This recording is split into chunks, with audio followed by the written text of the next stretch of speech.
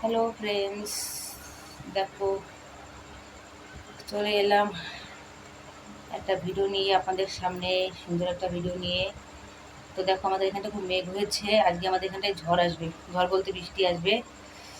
এই 2-3 দিন ধরে আমাদের এখানটায় মানে খুব গরম পড়ছে, প্রচণ্ড গরম, টাইট হয়ে গেছে খুব মাথাটা। মাত্র ভাত খেয়েছি, তো একটু ঢিল করে নিই, খুব টাইট হয়ে গেছে। বেশি টাইট হলে আবার দম ধরে যায়। মাজা বলে কথা, মাজাটা ঠিকঠাক রাখতেই হবে, তাই না?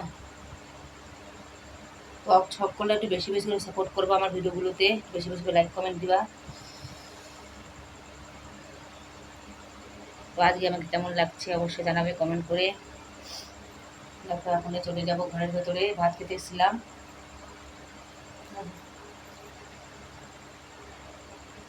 ঘেমে গেছে, দেখেছো ঘামাটাই দেখাচ্ছি যে আমাদের এখানে কতটা গরম পড়েছে।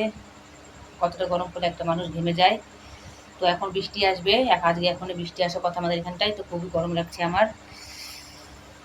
তো জানি না বৃষ্টি চলে আসবে এক্ষুনি, ওই জন্য আমি এখন তাড়াতাড়ি করে ঘরে গিয়ে বিছানা করবো, নাহলে কারেন্ট চলে গেলে বিছানা করতে পারবো না, তারপর সমস্যা হয়ে যাবে। এদিকে চুলটা দেখো ভিজে রয়েছে, তো আমি চুলটা বেঁধে রেখেছি, ভিজে চুল, কারণ চুল ছেড়ে রাখলে খুব গরম লাগে, তো ওই জন্য চুলটা বেঁধে রেখেছিলাম। তো বলো আজকে আমাদের কেমন লাগছে সেটা কিছু অবশ্যই জানাবে কমেন্ট করে।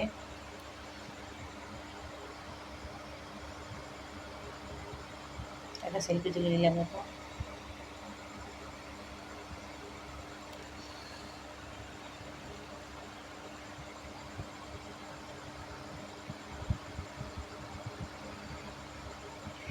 তো ফ্রেন্ডস, কেমন লাগছে অবশ্যই জানাবে, আর আমাকে একটু বেশি বেশি করে সাপোর্ট করবে।